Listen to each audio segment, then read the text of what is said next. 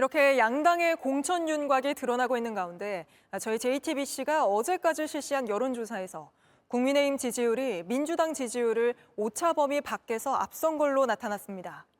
또 내일이 투표라면 어느 당을 찍을 건지 물었을 때도 2주 전 저희 조사 때와는 달리 오차 범위 내에서긴 하지만 국민의힘을 찍겠다는 응답이 민주당을 찍겠다는 응답보다 높아졌습니다. 먼저 유정화 기자 보도 보시고 여론 읽어주는 기자 여기 2024에서 자세한 분석 전해드리겠습니다. JTBC가 여론조사기관 메타보이스와 함께 지난 24일부터 이틀간 조사한 결과입니다. 어느 정당을 지지하는지 물었더니 민주당 30%, 국민의힘 38%로 오차범위 밖에서 국민의힘이 앞섰습니다. 2주 전과 비교해 격차가 더 벌어진 겁니다.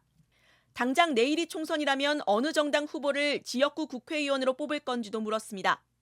더불어민주당이 32%, 국민의힘이 38%로 오차범위 내였습니다. 개혁신당이 4%로 뒤를 이었습니다.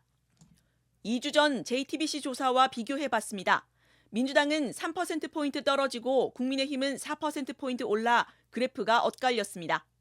비례대표로 어느 정당에 투표하겠느냐는 질문엔 민주당의 통합 비례정당을 찍겠다는 응답은 27%였습니다. 국민의힘의 위성정당인 국민의미래를 찍겠다는 응답보다 7%포인트 낮았습니다. 개혁신당은 6%, 새로운 미래는 1%로 나타났습니다. 개혁신당은 2주 전 조사에서 8%였는데 새로운 미래와 통합을 파기한 뒤 1%포인트가 사라진 겁니다. 조국 전 장관이 지난 13일 신당 창당을 선언한 데 대해선 잘못했다는 응답이 63%로 잘했다는 응답의 2배가 넘었습니다. 다만 국민의힘 지지층에선 잘못했다는 응답이 86%로 압도적이었지만 민주당 지지층에선 잘했다는 응답이 55%로 시각차를 드러냈습니다. JTBC 유정화입니다. 여론 읽어주는 기자 여기 2024가 오늘 주목한 지점은요. 민주당 지지층이 이탈한 곳은 어디입니다. 이번 JTBC 조사에선 국민의힘 지지율이 오차범위 밖에서 민주당을 앞서는 걸로 나타났죠. 어디서 변화가 나타나는지 살펴봤더니 먼저 선거의 캐스팅 보트라 불리는 중도층의 변화가 컸습니다. 2주 전 중도층 민주당 지지율은 34%였는데요. 이번 주 조사에선 25%로 9%포인트 떨어졌습니다. 반면 국민의힘 지지율은 29%에서 32%로 3%포인트 올랐습니다. 여기서 바로 그래프가 서로 교차하는 크로스 현상이 나타났습니다. 또 다른 변화의 한 축은 역시 캐스팅보트로 불리는 충청권 지지율이었습니다. 2주 전 민주당 지지율은 35%였는데 이번 조사에서는 10%포인트가 떨어진 25%로 나타났습니다. 이 때문에 국민의힘 지지율은 40%로 변화가 없었지만요. 이번 주 민주당과는 15%포인트 차로 벌어졌습니다.